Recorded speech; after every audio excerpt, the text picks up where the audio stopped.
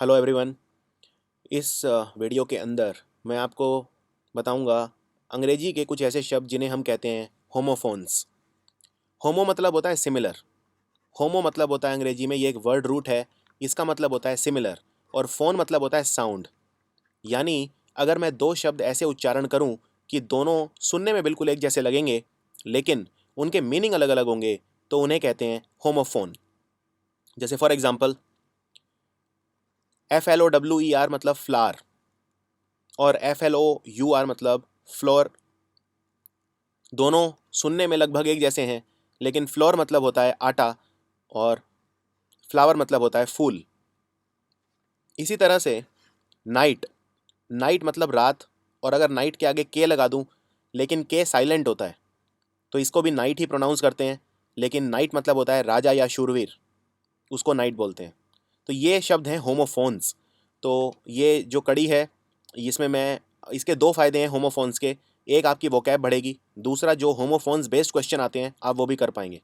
तो जितने भी अभी तक मेरे वोकैब वीडियोज़ हैं, इससे पहले मेरे 10 वीडियो वोकैब के आ चुके हैं जो आपने काफ़ी पसंद किए।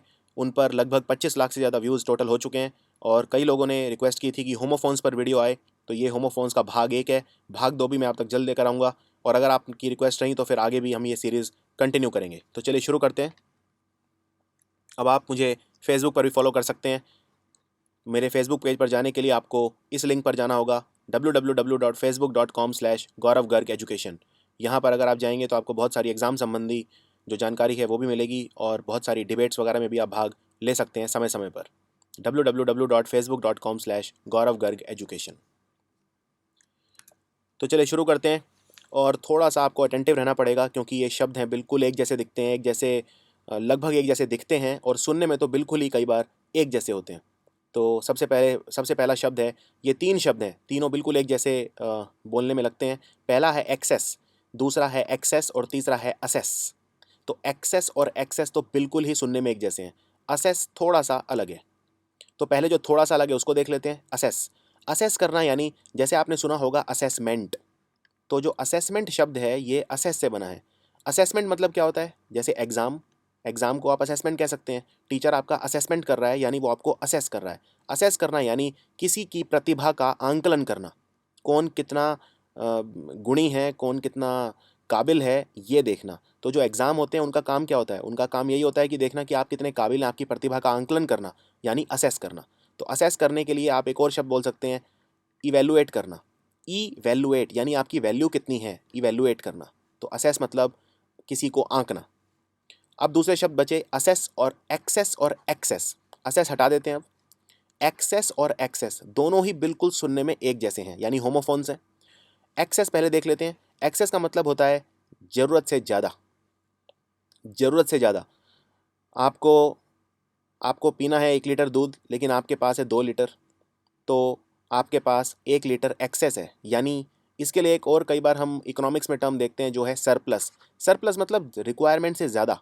सरप्लस, सरप्लस मतलब एक्सेस। तो फॉर एग्जांपल एक सेंटेंस देख लेते हैं। I am trying to lose excess weight. मैं जो ज़रूरत से ज़्यादा वेट है वो लूज़ करना चाह रहा हूँ। I am trying to lose excess weight. और दूसरा वर्ड है एक्सेस।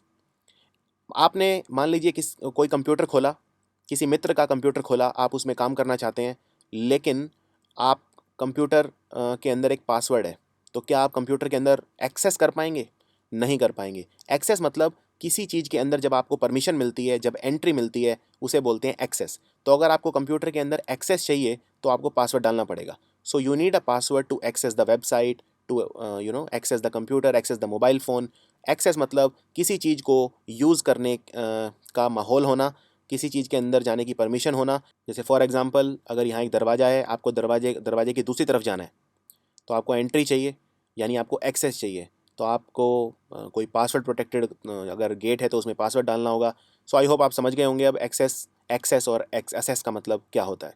तो इसी तरह से हम बढ़ते चलेंगे इस सीरीज़ के अंदर, और जहाँ मैं अगर कोई आपसे सवाल पूछूंगा तो आपको उसका आंसर कमेंट्स में लिख के बताना होगा और इसी तरह से आप सीख पाएंगे। तो चलिए आगे बढ़ते हैं, दूसरा शब्द देखते हैं। दूसरा शब्द थोड़ा सा आसान है, एफ्लुएंट वर्सेस ईफ्लुएंट। मैं रिपीट करता हूँ, एफ्लुएंट वर्सेस ईफ्लुएंट। एफ्लुएंट का मतलब होता है धनी, बहुत ज़्यादा पैसा जिसके पास हो, अनाप शनाप पैसा हो, बहुत ज़्यादा पैसा हो, तो उसको बोलते हैं एफ्लुएंट। और एफ्लुएंस मतलब होता है बहुत ज़्यादा धन होना। तो एफ्लुएंस जिसके पास है वो है एफ्लुएंट। तो आई होप आपको इन शब्दों में जो समानता है वो दिख गई होगी। एफ्लुएंस मतलब अमीरी और एफ्लुएंट मतलब अमीर।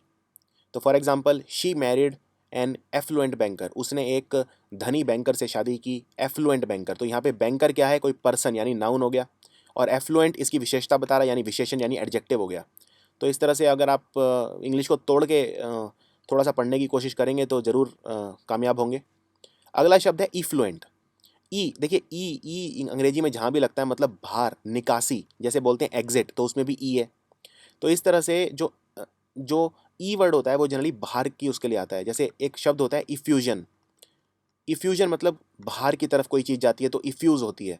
तो इफ्लुएंट उसको बोलते हैं जो वेस्ट होता है, जो लिक्विड वेस्ट है या जो पॉल्यूटेंट जिसे कहा जाता है। तो लिक्विड वेस्ट को बोलते हैं इफ्लुएंट। जरूरी नहीं है एग्जैक्टली लिक्विड ही होना चाहिए, लेकिन जो वेस्ट होता है उसे कहा जाता है इफ्लुएंट, या कोई भी ऐसी चीज़ जो निकासी जिसकी होती है, जो बाहर जाती है, दैट इज़ इफ्लुएंट। तो for example the stream was full of industrial effluent. जो नदी की धारा थी उसमें बहुत सारा इंडस्ट्रियल वेस्ट था, यानी इंडस्ट्रियल इफ्लुएंट था। So that's the difference between affluent and effluent. कई बार ऐसे शब्द होंगे जिनमें जो डिफरेंस है वो बहुत ज़्यादा होगा, तो याद रखने थोड़े आसान हो जाएंगे। जैसे यहाँ पर आप देख सकते हैं कि जो डिफरेंस है शब्दों में बहुत ज़मीन आसमान का फ़र्क है, तो इस तरह आसान हो जाते हैं। कई बार होमोनिम भी ऐसे रहते हैं जिनके अंदर डिफरेंस बहुत ज़्यादा नहीं होता, तो उनको कैसे याद रखना है वो भी मैं आपको बताऊँगा। अगला शब्द है aid versus aide. Aid versus AIDE। बस एक थोड़ा सा फ़र्क है, दोनों का मतलब ये होता है कोई चीज़ जो आपको सहायता करे। कोई चीज़ जो आपकी सहायता करती है वो है एड। दोनों ही प्रोनाउंस होते हैं एड। बस फ़र्क इतना है, जब हम ई लगाते हैं मतलब ये कोई व्यक्ति है, और जब हम ई हटा देते हैं मतलब कोई वस्तु है। तो फॉर एग्जांपल एड जो यहाँ पे है, एड का मतलब है कोई भी ऐसी चीज़ जो वस्तु जो आपकी मदद करती है। फॉर एग्जांपल अगर आप चलने में आपको कोई रुकावट है तो आप ये छड़ी का इस्तेमाल करते हैं। ये छड़ी एक एड है, AID। और इसका जो बहुवचन अगर आप इसका बनाएंगे तो वो हो जाएगा एड्स, AIDS। और जो दूसरा वाला शब्द है एड, एड का मतलब होता है अगेन सहायता करने वाला। सहायता करने वाला कौन होता है? आपका असिस्टेंट। आपका जो असिस्टेंट है, जो आपकी बात माने, आपका काम करे, आपको सही सलाह दे, तो वो है आपका एड। तो इस तरह से जैसे कहते हैं कि पॉलिटिकल एड, पॉलिटिकल एड मतलब राजनीतिक सलाहकार। इसी तरह मिलिट्री एड, सुरक्षा सलाहकार, डिफेंस एड। तो एड मतलब कोई भी, जैसे मिलिट्री में हो सकता है, पॉलिटिक्स में हो सकता है, और ये एड एक पर्सन होता है, एक व्यक्ति होता है। He was her aide and helped her to do her work. वो उसका जो सहायक था, सहायता करने वाला था, और उसने उसकी हर काम में उसकी मदद की। So that's the difference between aid and aide. आगे बढ़ते हैं, ब्रीद वर्सेस ब्रेथ। मैं रिपीट करता हूँ, ब्रीद वर्सेस ब्रेथ। और इस तरह के एक नहीं, इस तरह के हजारों शब्द हैं अंग्रेजी में। जैसे एक शब्द है बाथ वर्सेस बेद। ध्यान से सुनिए, आपके बहुत सारी चीज़ें कवर हो जाएंगी इसमें। ब्रीद वर्सेस ब्रेथ और बाथ वर्सेस बेद। अब ये जो बेद है, जैसे फॉर एग्जांपल अगर आप कहते हैं कि मैं नहा रहा हूँ, मैं नहा रहा हूँ यानी प्रेजेंट कंटिन्यूस टेंस है, ये ING लगेगा। सो आप इसको प्रोनाउंस कैसे करेंगे? आपका मैं थोड़ा सा एक टेस्ट लेता हूँ। आप इसको क्या बोलेंगे, आई एम बाथिंग या आई एम बेदिंग? अब इसमें मैं नहा रहा हूँ, ये जो ING आपने लगाया है, ING आप किसके आगे लगाते हैं? क्या आप संज्ञा के आगे लगाते हैं या क्रिया वर्ब के आगे लगाते हैं? ING हमेशा वर्ब के आगे लगता है। और वर्ब क्या है इसमें, बाथ या बेद? वर्ब है बेद। तो कभी ये मत बोलना आई एम बाथिंग, नहीं, I am bathing, I am bathing. हाँ, अगर आपको ये बोलना है कि मैं स्नान कर रहा हूँ और नाउन यूज़ करना है यानी बाथ यूज़ करना है, तो वर्ब दूसरी लगा दो। तो आप बोलेंगे I am taking a bath. ये बिल्कुल ठीक है, I am taking a bath. क्यों ए बाथ? क्योंकि यहाँ पे एक वक्त के लिए भूल जाइए कि यहाँ पे लिखा है a bath. I am taking, मैं ले रहा हूँ समथिंग, तो यहाँ पे I am taking something. Thing, something में क्या है, थिंग, थिंग यानी वस्तु। वस्तु कोई भी, थिंग, पर्सन और प्लेस। पर्सन, प्लेस और थिंग होते हैं नाउन, यानी यहाँ पे मुझे नाउन चाहिए। नाउन क्या है, बाथ या बेद? नाउन है bath. So I am taking a bath. तो इसी तरह से है ब्रेथ और ब्रीद। अब ये ई जिसमें लग गया ये वर्ब बन गया। तो ब्रीद है यानी कि क्रिया, सांस लेने की क्रिया यानी एक्शन, क्रिया क्या दिखाती है? क्रिया हमेशा दिखाती है कोई काम हो रहा है यानी एक्शन हो रहा है। So an action of inhaling and exhaling. Inhale मतलब होता है सांस अंदर लेना, एक्सहेल मतलब होता है सांस बाहर छोड़ना फेफड़ों की मदद से। तो इनहेल और एक्सहेल क्या है? एक क्रिया है, यानी ब्रीद कर रहे हो आप। तो for example, after the race I could hardly breathe, यानी रेस के बाद मैं सांस नहीं ले पा रहा था ढंग से। और दूसरा सा वर्ड है ब्रेथ। ब्रेथ तो एक नाउन है, यानी कोई चीज़ है। जैसे फॉर एग्जांपल अगर मैं आपको बोलता हूँ आप सांस ले लो, सांस भर लो, तो मैं बोलूँगा take a breath. Take a breath क्यों बोलूँगा? टेक अ ब्रीद क्यों नहीं बोलूँगा? क्योंकि मैं बोलूँगा टेक समथिंग। टेक समथिंग, और वो समथिंग क्या है? नाउन। थिंग है, क्योंकि थिंग मतलब वस्तु, तो नाउन क्या है? नाउन है ब्रेथ, इसलिए मैं बोलूँगा take a breath. So I hope ये ब्रीद और ब्रेथ में आपको डिफरेंस क्लियर हो गया होगा। ये डिफरेंस वही है जो नाउन और वर्ब में है, और ऐसे ऐसे एक नहीं, ऐसे हज़ारों केस आपको मिलेंगे। लेकिन अगर आपके कंसेप्ट क्लियर हैं तो आपको सारे जो वर्ड्स हैं उनमें रट्टा लगाने की ज़रूरत नहीं पड़ेगी। आप वर्ड रूट्स के थ्रू, आप जो जिसे कहते हैं कि इंग्लिश के बेसिक्स के थ्रू आप इसे कर सकते हैं। अगला है कास्ट वर्सेस कास्ट, और ये बहुत इंपॉर्टेंट है, बहुत टफ भी है, थोड़ा सा टफ है। और इस पे मैं कुछ आपको एक्स्ट्रा चीज़ें भी बताऊंगा जो एग्जाम में आपकी हेल्प करेंगी, पर थोड़ा सा ध्यान से सुनिए। देखिए, जो शब्द है कास्ट, CASTE, यानी आपकी जाति, जात पात जिसे कहते हैं। तो कास्ट ये तो आसान शब्द है एकदम, कास्ट हम बार बार सुनते हैं, लेकिन याद रखिए इस कास्ट के अंदर ई आता है। प्रॉब्लम आती है जब ये दूसरा वाला शब्द आ जाता है कास्ट, क्योंकि इसका एक मीनिंग नहीं है, इसके बहुत सारे मीनिंग है। तो हम देखते हैं इसके कौन कौन से मीनिंग है। तो कास्ट तो आपको समझ में आ गया, CASTE। कोई हिंदू है, कोई मुसलमान है, ये सब उनकी किसी एक धर्म है, या ये सब ये कास्ट के अंदर आते हैं। हर धर्म कास्ट में बटा हुआ है, कोई भी धर्म हो। लेकिन अब दूसरा जो शब्द है कास्ट, उसको देखते हैं, और इसके बहुत सारे मीनिंग है, और उनसे बहुत खूबसूरत अंग्रेजी में वो बनते हैं मुहावरे, लोकोक्तियाँ जो एग्जाम में आते हैं। तो सबसे पहले कास्ट देखते हैं। कास्ट का पहला मतलब होता है कुछ फेंकना। कुछ फेंकना, कोई चीज़ थोड़ी सी एनर्जी के साथ, थोड़े से बल के साथ फेंकना। चाहे गुस्से में फेंकना, चाहे जब आप गुस्से में कोई चीज़ फेंकते हैं तो थोड़ा सा जोर लगा के फेंकते हैं। तो कोई चीज़ फेंकना, जोर लगा के फेंकना, उसको बोलते हैं कास्ट करना। तो for example, she cast the bouquet down on to the bed angrily. उसने जो बुके है, जो गुलदस्ता है, अम, वो फेंका। कहाँ पर फेंका? बेड के ऊपर फेंका, बहुत गुस्से में। सो आप यहाँ भी ये भी बोल सकते हैं शी थ्रू। थ्रो मतलब फेंकना, थ्रो का पास्ट टेंस बन जाता है थ्रू। Throw, threw, thrown. तो शी थ्रू, थ्रू की बजाय आप कास्ट लिख दीजिए, she cast the bouquet down on to the bed angrily. तो पहला मतलब कास्ट का क्या है? फेंकना। लेकिन कहानी यहीं पे ख़त्म नहीं होती। अगर आपको मान लीजिए फ्रैक्चर हो जाए, और फ्रैक्चर के ऊपर आप पट्टी जो बांधते हैं, जनरली फ्रैक्चर कई तरह के होते हैं। अगर फ्रैक्चर बड़ा है थोड़ा सा, अगर बहुत बड़ा मतलब ऑपरेशन की ज़रूरत नहीं है, कई बार जैसे मांस फट जाता है, तो उस केस में क्या करते हैं? प्लास्टर ऑफ पेरिस का कास्ट बना के लगा देते हैं। तो ये है कास्ट, यानी जो फ्रैक्चर के वक्त जो बांध दी जाती है पट्टी, उसे बोलते हैं कास्ट। और दूसरा है अ, एक कास्ट ये भी होता है, जैसे आप अगर कोई वस्तु का आकार बनाना चाहते हैं, तो उसी शेप का जो आप एक छेद कर देते हैं जिसके अंदर, जैसे फॉर एग्जांपल आपने ये कास्ट बना दिया, ये प्लास्टर ऑफ पेरिस या किसी भी चीज़ में। अब अगर इसके अंदर आप ये खोपड़ी की शेप में आपने बना दिया, अब इसके अंदर अगर आप मोम भरेंगे, और तो मोम जब जम जाएगा, पहले आप इसमें मोम भर दीजिए और मोम को बाद में निकाल लीजिए, तो वो मोम खोपड़ी की शेप में ही होगा। तो ये है कास्ट। तो ये दोनों का मतलब है कास्ट। अब एक चीज़ और याद रखनी है, जैसे मैंने यहाँ कहा पट्टी, पट्टी को बोलते हैं गॉज, GAUZE। ध्यान से सुनिए कंसेप्ट। पट्टी जो बांधते हैं चोट लगने के बाद, उसे बोलते हैं गॉज। कई बार आपने डॉक्टर को भी सुना होगा, एक गॉज ले दो। कॉटन, पहले कॉटन लगाते हैं फिर पट्टी बांधते हैं, तो पहले कॉटन लगाओ फिर गॉज बांध दो। इसको आप गेज मत करना, GAUGE। फर्क सिर्फ जी और जेड का है। ये है गेज, और ये है गॉज। ध्यान से सुनिए, ये है गेज और ये है गॉज। तो गॉज मतलब पट्टी होता है, गेज मतलब नहीं होता। गेज मतलब होता है कोई चीज़ नापना, कोई चीज़ का एस्टिमेशन करना। जैसे फॉर एग्जांपल, मैंने उसकी काबिलियत इंटरव्यू में नाप ली, यानी मैंने गेज कर ली। और एक गेज होता है समलैंगिक, यानी GAYS। गेज यानी समलैंगिक, ये अलग है, लेकिन प्रोनाउंस वही है। ये भी गेज है और ये भी गेज है, तो ये होमोफोन्स हो गए। तो इस तरह से जब आप शब्द पढ़ें तो थोड़ा सा शब्दों पे ध्यान देना चाहिए कि स्पेलिंग क्या आ रही है। इससे आपका 3 गुना काम आसान होगा। एक, आपकी इंग्लिश सुधरेगी। दूसरी बात, आप जिन्हें कहते हैं कि जो कोलोक्युअल एरर्स, यानी कि जो एक भाषा के, एक देश के अंदर जो खास तरह के एरर होते हैं उन्हें बोलते हैं अंग्रेजी में कोलोक्युअल एरर, आप वो नहीं करेंगे। और तीसरी बात, आपका कॉन्फिडेंस बढ़ेगा।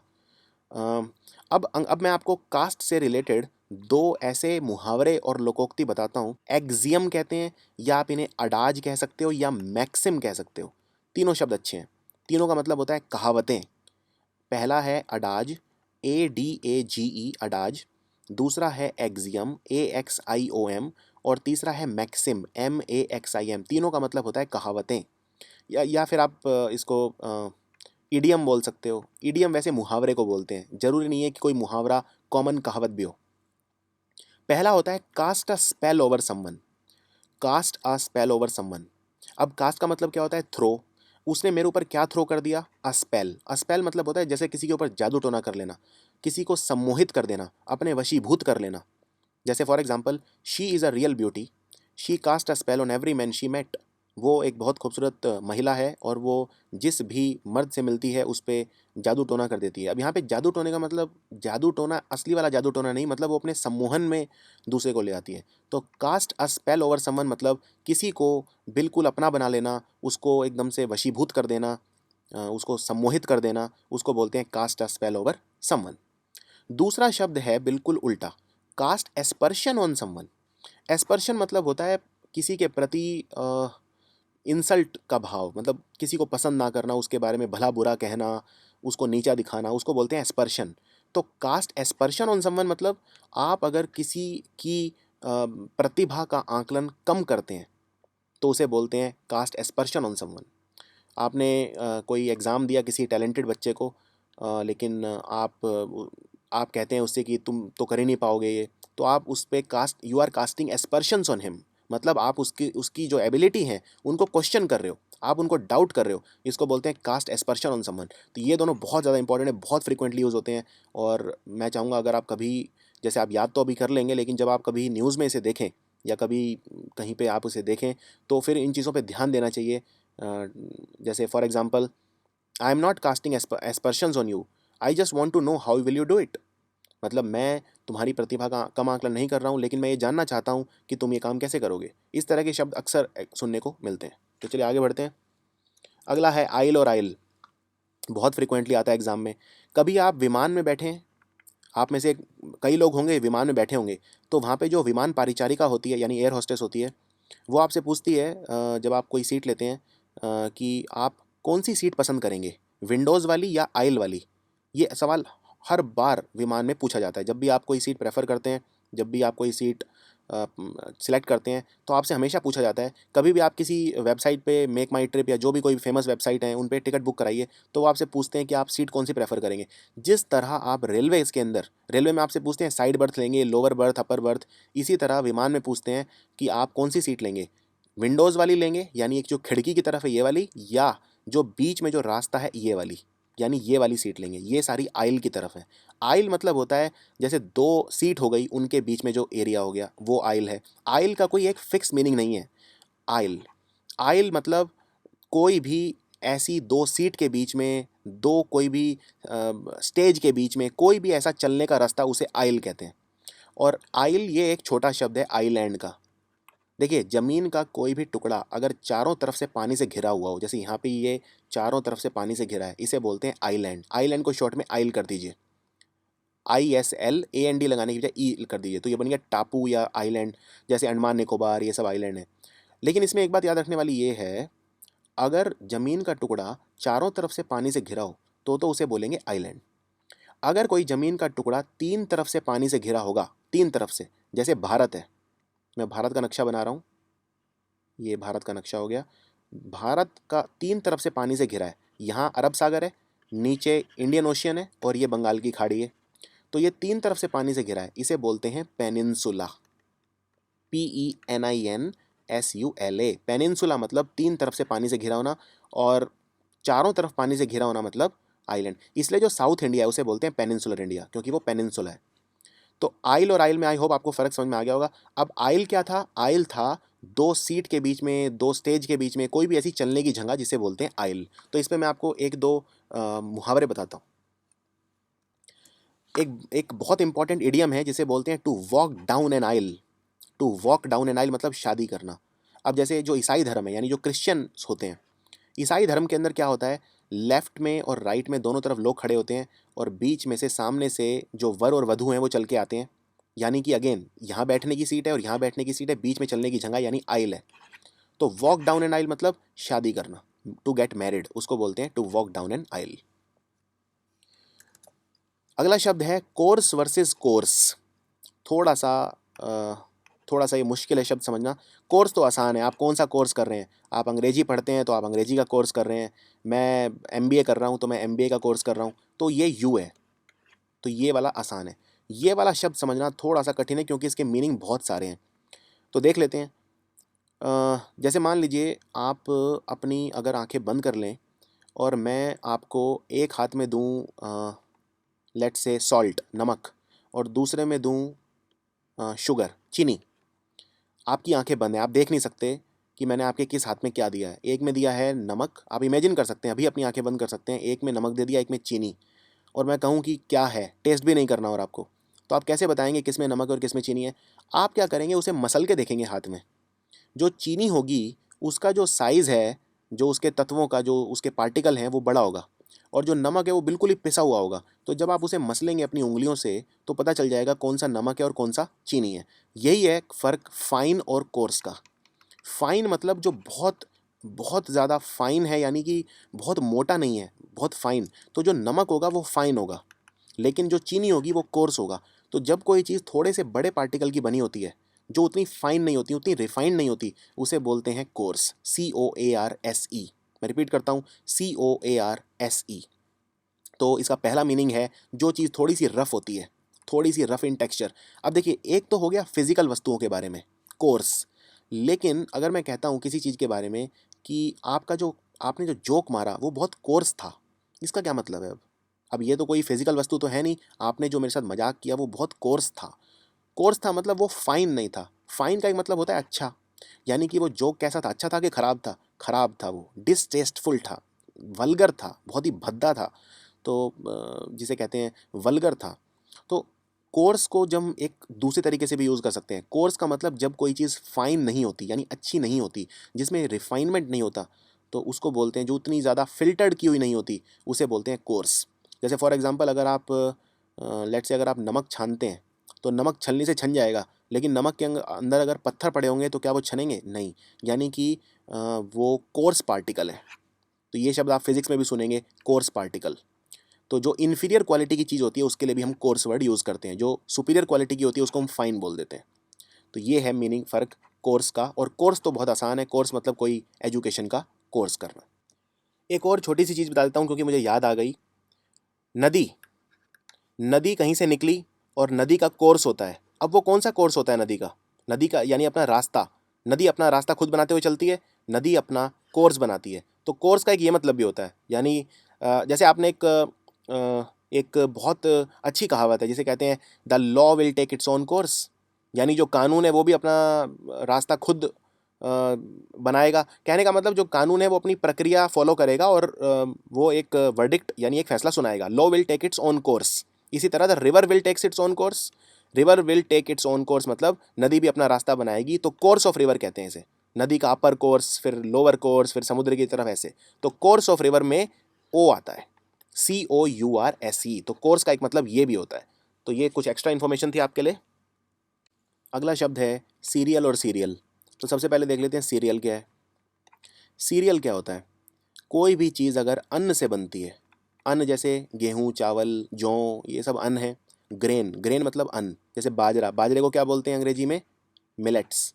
तो कोई भी ऐसी चीज़ जो अन्न से बने उसे बोलते हैं सीरियल। जैसे आप सुबह उठ के कॉर्नफ्लेक्स खाते हैं तो वो कॉर्नफ्लेक्स क्या है? सीरियल। तो कोई भी चीज़ जो अन्न से बनती है वो है सीरियल, CEREAL। लेकिन एक होता है सीरियल। अब एक सीरियल तो होता है टीवी धारावाहिक कि आप कौन सा सीरियल देख रहे हैं, लेकिन सीरियल का और भी मतलब होता है। एक सीरियल का मतलब होता है क्रमांक, क्रम से, जिसे कहते हैं क्रमिक। जैसे सीरियल नंबर, आपकी गाड़ी का आपने जो चीज़ खरीदी उसका सीरियल नंबर क्या है, या आपके फ़ोन का सीरियल नंबर क्या है, या इस तरह के शब्द आप सुनते होंगे, सीरियल नंबर। सीरियल नंबर मतलब क्रमांक, जो वो जो क्रम से वहाँ लिखा गया है वो क्या है, जिसके बीच में स्पेस नहीं है, गैप नहीं है। जैसे C124876 ये क्रमांक हो गया, ये एक सीरियल नंबर हो गया। तो जो वस्तुएं होती हैं उनके ऊपर एक सीरियल नंबर लिखा रहता है। हर चीज़ जो आप खरीदते हैं, चाहे वो चॉकलेट हो, चाहे वो कुछ भी हो, उसके ऊपर एक नंबर लिखा रहता है, सीरियल नंबर। तो एक सीरियल हो गया वो। जैसे हम सीरीज़ कहते हैं, सीरीज़ से बना सीरियल। सीरीज़ मतलब जैसे कोई जिसमें एक पैटर्न होता है, तो उससे बना सीरीज़। सीरियल से बना सीरीज़।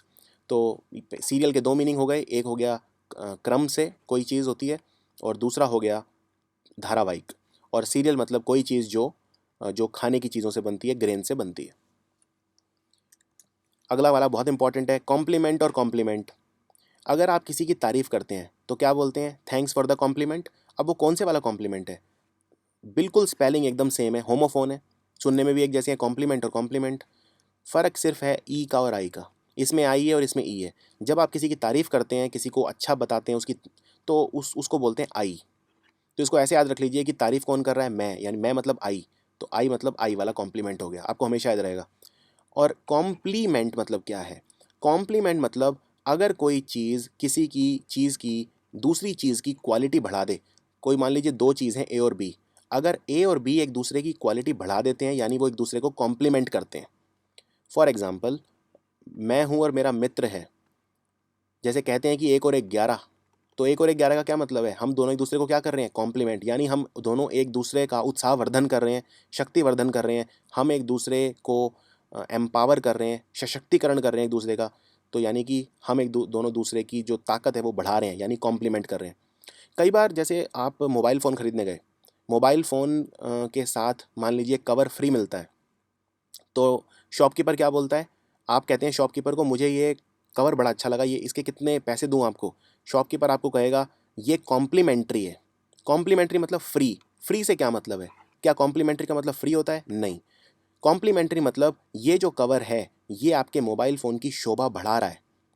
शोभा बढ़ा रहा है, इसलिए कंपनी ने ये फ्री कर दिया है। ये इसके साथ मिला है, कॉम्प्लीमेंट्री है। यानी कंपनी ये कहती है कि ये कवर आपके मोबाइल फ़ोन की शोभा और बढ़ाएगा, यानी हमारी तरफ से कॉम्प्लीमेंट्री है। तो जब आप कॉम्प्लीमेंट्री लिखें तो ई लगाना, आई मत लगाना। तो कॉम्प्लीमेंट मतलब किसी चीज़ में किसी चीज़ की क्वालिटी बढ़ाना, उसे बोलते हैं कॉम्प्लीमेंट। और किसी की तारीफ़ करना, उसको बोलते हैं कॉम्प्लीमेंट आई। अगला शब्द है डिसीज्ड और डिजीज्ड। इनके उच्चारण में थोड़ा सा फर्क है, डिसीज्ड और डिजीज्ड। ज साउंड आता है इसमें। इसकी आपको प्रैक्टिस करनी पड़ेगी इस तरह से बोलने की, जिससे आपका उच्चारण सही हो सके। डिसीज़ मतलब क्या है, अब इसके पीछे भी मैं आपको एक स्टोरी बताता हूँ। अंग्रेजी में दो शब्द होते हैं, एक होता है सीज़। सीज़ मतलब रुक जाना। जैसे पानी आ रहा था सामने से, मैंने यहाँ पे बहुत सारी मिट्टी डाल दी, तो पानी का बहाव क्या हो गया, सीज़ हो गया। CEASE बहुत इंपॉर्टेंट शब्द है। और बिल्कुल इसका मिलता जुलता शब्द है उच्चारण में, सीज़। एकदम सेम है बोलने में, सीज़ और सीज़। सीज़ मतलब होता है कब्जा लेना। सीज़, पुलिस ने मेरा जो मोबाइल फ़ोन था वो सीज़ कर लिया। मैं क्लास में बातें कर रहा था, इसलिए जो टीचर है उसने मेरा जो टैबलेट है वो सीज़ कर लिया, यानी कब्जा लिया। SEIZE, अपनी अथॉरिटी के अंदर किसी चीज़ को ले लेना, यानी सीज़ कर लेना। जैसे ज़मीन है, ज़मीन दबोच ली किसी ने, या कोई इस तरह से सीज़। अलग अलग कंटेक्स्ट में यूज़ होता है ये। जैसे किसी ने किसी का किंगडम सीज़ कर लिया, तो सीज़ मतलब कब्जा लेना, दबोच लेना, उसे बोलते हैं सीज़। और सीज़ मतलब होता है CEASE, रुक जाना, किसी चीज़ में बाधा पड़ के रुक जाना। अब क्या चीज़ रुक गई, डी सीज़, डी लगा दिया आपने, डी सीज़ मतलब किसी की मृत्यु हो जाना, यानी उसकी जो ज़िंदगी है वो वहीं रुक गई, सीज़ हो गई। सीज़ हो गई यानी रुक गई, यानी डेड। डेड को बोलते हैं डिजीज्ड, डिसीज्ड। अब बात करते हैं डिजीज्ड। अब ये जो डिजीज़ है, डिजीज़ मतलब क्या, रोग, कोई व्याधि। तो डिजीज़, अब तो किसी को अगर डिजीज़ हो जाए तो वो डिजीज़्ड है। तो डिजीज़ मतलब कोई बीमार व्यक्ति, यानी सिक व्यक्ति, यानी अनहेल्दी, जो हेल्दी नहीं है। और तो वो बना डिसीज़ से, और डिसीज़ बना यानी डेड। डेड के लिए और बहुत अच्छा एक शब्द है जिसे बोलते हैं, जो चीज़ अंग्रेजी में वर्ड रूट्स आपने सुने होंगे, इटाइमोलॉजी कहते हैं, कि कोई भाषा कहाँ से आई, उसमें जो वो कहाँ से बनी, किस तरह के शब्द उसमें लिए गए, उसको बोलते हैं अंग्रेजी में इटाइमोलॉजी। किसी भाषा के बनने की विधि की पढ़ाई करना, इटाइमोलॉजी। तो मोर, मोर मतलब होता है डेड। मोर मतलब डेड। तो अगर मैं बोलूँ कि कोई मॉर्टल है, मॉर्टल मतलब नश्वर, जो चीज़ मरेगी ही एक दिन, जो चीज़ ख़त्म होगी एक दिन, वो है मॉर्टल। तो हम सब क्या हैं? नश्वर यानी मॉर्टल। और मॉर्टल का बिल्कुल उल्टा शब्द क्या है? इमॉर्टल। इमॉर्टल यानी जो चीज़ हमेशा रहेगी, जिसे कहते हैं शाश्वत। क्या चीज़ है जो हमेशा इमॉर्टल रहती है? जैसे सत्य है, सत्य कभी नहीं मरता, या इस तरह की बहुत सारी चीज़ें हैं। इमॉर्टल, मॉर्टल मतलब जो हमेशा मरेगी। तो मोर मतलब डेथ। तो इससे भी डेड के शब्द कई सारे बनाए जा सकते हैं। और एक शब्द और होता है जिसे कहते हैं मोरीबंड। MORIBUND, मोरीबंड। मोरीबंड मतलब क्या होता है? मोरीबंड होता है जो मर ही रहा है। जो जैसे कैंसर किसी को हो जाए, कैंसर का 3rd स्टेज का कोई पेशेंट है, तो वो मोरीबंड है, यानी बस कुछ ही समय और। और मॉर्टल मतलब जो कभी ना कभी मरेगा, ऐसा नहीं कि वो मर रहा है लेकिन मरेगा ज़रूर, यानी नश्वर है। तो ये डिफरेंस है मॉर्टल और मोरीबंड में। चलिए आगे बढ़ते हैं। डिफरेंस और डेफरेंस। डिफरेंस तो आसान है, फ़र्क दोनों में क्या फ़र्क है, डिफरेंस क्या है? ये दो तस्वीरें हैं, दोनों में फ़र्क बताइए, यानी डिफरेंस बताइए। लेकिन दूसरे वाला शब्द बहुत अच्छा है, इसे बोलते हैं डेफरेंस। डेफरेंस, डेफरेंस मतलब सम्मान, रेस्पेक्ट, किसी से दीनता से पेश आना, नम्रता से पेश आना, किसी के प्रति सम्मान का भाव रखना, उसे बोलते हैं डेफरेंस।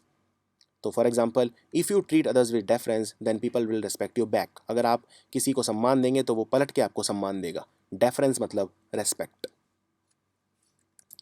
नेक्स्ट है डिफ्यूज़ और डिफ्यूज़। हालांकि हम यहाँ गलती बहुत करते हैं जब हम इसका उच्चारण करते हैं। जैसे फॉर एग्जांपल, अगर कहीं बम फटने वाला होता है, तो वहाँ पे लोग जाते हैं, जो एक्सपर्ट्स होते हैं, वो बम को क्या करते हैं? डिफ्यूज़ करते हैं कि डिफ्यूज़ करते हैं? अब आप में से कई लोग कहेंगे बम को डिफ्यूज़ करते हैं, यानी ये सेकंड होगा। नहीं, वो बम को डीफ्यूज़ करते हैं। डीफ्यूज़, डीफ्यूज़ के कई मीनिंग होते हैं। जैसे फॉर एग्जांपल, अगर मान लो पति पत्नी हैं ए और बी, इनके बीच में टेंशन बहुत ज़्यादा बढ़ गई, बिल्कुल तलाक तक बात पहुंच गई, तो ये किसी मैरिज काउंसलर को हायर करेंगे। मैरिज काउंसलर होता है जो दोनों की आपस में जो बात है वो बनवाने की कोशिश करेगा, यानी वो उनके बीच जो टेंशन है उसे क्या करने की कोशिश करेगा? डीफ्यूज़। किसी चीज़ की जो व्यापकता है, जो इंटेंसिटी है, उसे कम करना, उसे बोलते हैं डीफ्यूज़ करना। अब बम भी वही है, बम एकदम से फटने वाला है, आप उसकी जो इंटेंसिटी है, जो उसका जो दायरा है, उसे कम करेंगे, तो यानी आप उसे क्या कर रहे हैं? डीफ्यूज़ कर रहे हैं।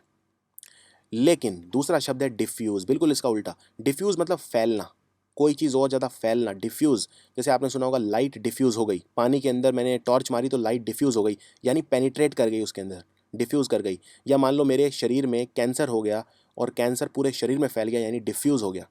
तो डिफ्यूज़ मतलब कोई चीज़ फैलना, स्कैटर होना या स्प्रेड होना, दैट इज़ डिफ्यूज़। अगला शब्द है डेजर्ट और डेसर्ट। इसको थोड़ा सा, इस पे जो जोर आएगा वो टी पे नहीं आएगा। जैसे डेजर्ट, डेजर्ट, डेजर्ट, ट ट का जो साउंड है आखिरी, इस पे जो एक्सेंट आ रहा है वो टी पे आ रहा है, जो स्ट्रेस है, डेजर्ट। लेकिन इसके अंदर आएगा डेसर्ट। इसको जो प्रोनाउंस करेंगे वो करेंगे डेसर्ट। या फिर जो कॉमन उच्चारण है उसमें आप डेजर्ट भी बोल सकते हैं, लेकिन थोड़ा सा इसमें जो साउंड है वो आपको जोर कम लगाना है। डेसर्ट मतलब होता है जब आप खाने के बाद जो मीठा खाते हैं उसे बोलते हैं डेसर्ट। डेसर्ट मतलब अ, मीठा खाने के बाद जो चीज़ आप खाते हैं उसे बोलते हैं डेसर्ट। जैसे आइसक्रीम है, मिठाई है, ये सब है डेसर्ट। एक कहावत है, life is short, eat your dessert first, यानी ज़िंदगी छोटी है, पहले अपना मीठा वाला जो पार्ट है वो जल्दी खा लीजिए। तो ये एक बहुत फेमस कहावत है। और दूसरा शब्द है डेजर्ट। डेजर्ट मतलब क्या होता है? मरुस्थल। अब ये एक तो फिजिकल चीज़ हो गई डेजर्ट, यानी मरुस्थल, रेगिस्तान जिसे कहते हैं। लेकिन अगर आप किसी को डेजर्ट कर दें तो, अब मैं पहला डेजर्ट था मरुस्थल। मरुस्थल क्या है? कोई प्लेस। और पर्सन, प्लेस और थिंग क्या होते हैं? नाउन। यानी डेजर्ट एक तो नाउन की तरह यूज़ होता है, और दूसरा डेजर्ट मतलब होता है वर्ब, क्रिया की तरह। फॉर एग्जाम्पल, आई डेजर्टेड हर, मैंने उसे छोड़ दिया। तो जब आप किसी को छोड़ देते हैं, किसी को जब बीच रास्ते में छोड़ देते हैं, बीच रास्ते में छोड़ना मतलब ज़रूरी नहीं कि बीच रास्ते में ही छोड़ना, यानी ज़िंदगी की दौड़ में जब आप किसी को छोड़ देते हैं, या मान लीजिए कोई कोई मदर है, उसने बेटे को छोड़ दिया, या बेटे ने मदर को छोड़ दिया, अलग हो जाना, उसको बोलते हैं डेजर्ट कर देना। तो डेजर्ट कर देना यानी किसी को बिना सहारा छोड़ देना, उसे बोलते हैं डेजर्ट कर देना। और डेजर्ट का जो मतलब नाउन की तरह होता है, उसका मतलब रेगिस्तान। और डेसर्ट मतलब होता है खाने के बाद जो चीज़ खाई जाए वो है डेसर्ट। अगला शब्द है डाई और डाई। मैं रिपीट करता हूँ, डाई और डाई बिल्कुल एक ही तरह बोलते हैं, डाई। और ये जो खेलने वाले, इन्हें आपने सुना होगा, ये है डाइस। ये जो जिनसे ये लूडो खेला जाता है या विभिन्न तरह के नाना प्रकार के खेल खेले जाते हैं, इन्हें कहते हैं डाइस।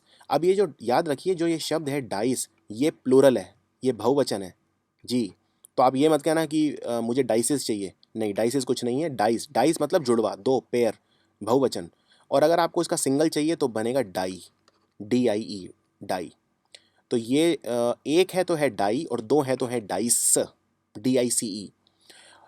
और एक डाई तो सिंपल है, डाई मतलब मरना, ही डाइड फ्रॉम कैंसर, वो कैंसर से मर गया, यानी जब फिजिकल लाइफ खत्म हो जाती है तो वो डाई। और दूसरा डाई है DYE, डाई। डाई मतलब जैसे कपड़े डाई करते हैं, यानी जब किसी चीज़ में कोई आर्टिफिशियल या सिंथेटिक चीज़ जब आप डालते हैं तो डाई कर रहे हैं आप उसे। आप अपने बाल भी डाई करते हैं, अब आप अपने बाल डाई कर रहे हैं तो क्या करेंगे, DIE कर रहे हैं या DYE कर रहे हैं, तो आप करेंगे DYE, डाई। वो बात अलग है कि जब अगर आप बहुत ज़्यादा डाई करेंगे तो बाल डाई हो जाएंगे, वो एक अलग बात है। लेकिन आई होप आपको दोनों में फ़र्क समझ में आ गया होगा। अब ये बहुत इंपॉर्टेंट शब्द है, डिवाइस और डिवाइस। देखिए फ़र्क क्या है, फ़र्क है C और S का, और ये इंग्लिश में हर चीज़ में लागू होगा। जैसे फॉर एग्जांपल आप शब्द देखेंगे एडवाइस और दूसरा देखेंगे एडवाइज। इसी तरह से आप शब्द देखेंगे प्रोफेसी और प्रोफेजी। प्रोनाउंस ऐसे ही होगा, प्रोफेसी, प्रोफेसी, लेकिन वो एस का साउंड देने के लिए मैं अलग तरह से बोल रहा था, एडवाइस और एडवाइस, एडवाइज। तो सी और एस का फ़र्क है, प्रोफेसी, प्रोफेसी। इसी तरह से आप शब्द देखेंगे प्रैक्टिस और दूसरा है प्रैक्टिस। सी और एस का फ़र्क है। ये जो मैं रूल बता रहा हूँ ये हर जगह अप्लाई होगा। कोई भी शब्द आप अंग्रेजी का ले लीजिए जिसमें सी और एस का फ़र्क हो, सिर्फ जब भी सी वाला शब्द होगा मतलब नाउन होगा, नाउन, संज्ञा होगी। और जब भी एस वाला होगा यानी क्रिया होगी, यानी वर्ब होगी। तो बस अब आप सेंटेंस देख लीजिए उसमें क्या आएगा। फॉर एग्जाम्पल डिवाइस मैंने बताया नाउन। नाउन क्या होता है, कोई वस्तु का नाम, किसी जगह का नाम, किसी व्यक्ति विशेष का नाम, पर्सन, प्लेस या थिंग। अब इसमें डिवाइस है नाउन, और डिवाइस क्या है, डिवाइस मतलब होता है कोई नया प्लान बनाना, कोई नया कुछ करना, कुछ सोचना, कुछ नया सोचना, कोई आइडिया लगाना, कोई प्लान बनाना, दिमागी कसरत करके कुछ आइडिया बनाना, उसे बोलते हैं डिवाइस करना। फॉर एग्जांपल अगर मैं बोलता हूँ कि मैंने अ, एक नया आइडिया बनाया है एक नई मशीन बनाने का, तो मैं कहूँगा I have devised a new idea, और I have devised a plan to manufacture a device. यानी डिवाइस तो कोई वस्तु है, यानी संज्ञा है, तो ये सारे डिवाइस हैं। जैसे ये मोबाइल फ़ोन और ये जो उपकरण हैं, इलेक्ट्रॉनिक उपकरण, ये सब क्या हैं, डिवाइस। और डिवाइस मतलब कोई नई चीज़ बनाना, बनाना, बनाना मतलब क्या, बनाना मतलब कोई क्रिया करना, क्रिया मतलब एक्शन। तो जहाँ भी एस होगा वहाँ एक्शन होगा। फॉर एग्जाम्पल अगर मैं आपको बोलता हूँ कोई प्लान बनाओ अच्छा, यानी डिवाइस अ प्लान, ऐसा आएगा। और ये हर एक में लागू होगी चीज़। फॉर एग्जाम्पल अब ये शब्द देखिए, एडवाइस और एडवाइज। अगर मैं बोलता हूँ कि मैंने तुम्हें एक एडवाइस दिया, तो मैं बोलूँगा आई एडवाइज्ड यू। मैंने तुम्हें दिया, देना, देना यानी कोई क्रिया, मैंने कोई काम किया, यानी एक्शन, यानी ऐसा आएगा। लेकिन इसको मैं दूसरे तरीके से ऐसे भी लिख सकता हूँ, I gave you, I gave you some advice, या let's say I gave you a lot of advice. मैंने तुम्हें बहुत सारा एडवाइस दिया, I gave you a lot of advice. यहाँ पे वर्ब क्या है, गेव है, गिव, गेव, गिवन, वर्ब ये नहीं है। और कैसे पता करें इसमें, मैंने तुम्हें कुछ दिया, यानी आई गेव यू समथिंग, और थिंग मतलब क्या होता है, वस्तु, यानी नाउन, यानी आई गेव यू समथिंग, और वो समथिंग क्या है, एडवाइस। तो यानी कि यहाँ पे नाउन की तरह यूज़ हो रहा है क्योंकि मैंने थिंग को रिप्लेस करके एडवाइस किया है। तो आई gave you a lot of advice. इसी तरह से प्रैक्टिस और प्रैक्टिस्ड। एक अंग्रेजी में कहावत है, always practice what you preach, यानी जो आप कहो वो करो भी। आपकी कथनी और करनी में फ़र्क नहीं होना चाहिए। Always practice what you preach. अब इसके अंदर प्रैक्टिस आएगा कि प्रैक्टिस आएगा, मैं कह रहा हूँ हमेशा वो करो जो कहो, हमेशा वो करो, करो मतलब क्रिया, क्रिया मतलब ऐसा आएगा, वर्ब, वर्ब जहाँ होगी वहाँ ऐसा आएगा। तो आप लिखेंगे ऑलवेज प्रैक्टिस। अगर मैं बोलता हूँ कल मैंने 5 घंटे प्रैक्टिस की, मैं क्रिकेट क्रिकेट की प्रैक्टिस की 5 घंटे, तो यानी आई टीज्ड फॉर 5 आवर्स, ऐसा आएगा। तो वहाँ पे आप ये नहीं कह सकते आई प्रैक्टिस्ड, PRACTICED, नहीं, ये गलत हो जाएगा। इसी तरह से प्रोफेसी वर्सेस प्रोफेसी, तो ये भी वही है, प्रोफेसी नाउन है और प्रोफेसी वर्ब है। प्रोफेसी का मतलब क्या होता है, भविष्य का आंकलन कर देना, वर्तमान में भविष्य की भविष्यवाणी कर देना, यानी प्रोफेसी कर देना, भविष्यवाणी को बोलते हैं प्रोफेसी। और भी शब्द हैं इसके लिए अच्छे, लेकिन प्रोफेसी मतलब भविष्यवाणी कर देना। अगला शब्द है कैनवस और कैनवास, एस का फर्क है बस। कैनवस क्या होता है, कैनवस आसान है, कैनवस उस कपड़े को बोलते हैं जिसके ऊपर हम पेंटिंग करते हैं, वो कपड़े का टुकड़ा जिसके ऊपर पेंटिंग बनाई जाती है उसे बोलते हैं कैनवस, बहुत आसान है। अगर आप कैनवस में एक एस और जोड़ दें तो बन गया कैनवास।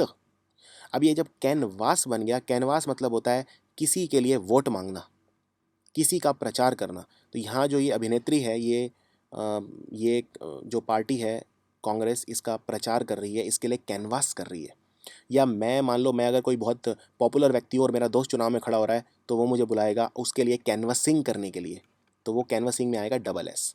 तो किसी को समर्थन देना, किसी को सपोर्ट करना, किसी के लिए वोट मांगना, उसको बोलते हैं कैनवसिंग करना, डबल एस। और कैनवस होता है वो कपड़ा जिसके ऊपर पेंटिंग बनाई जाती है। अगला शब्द है एनवेलप और एनवेलप।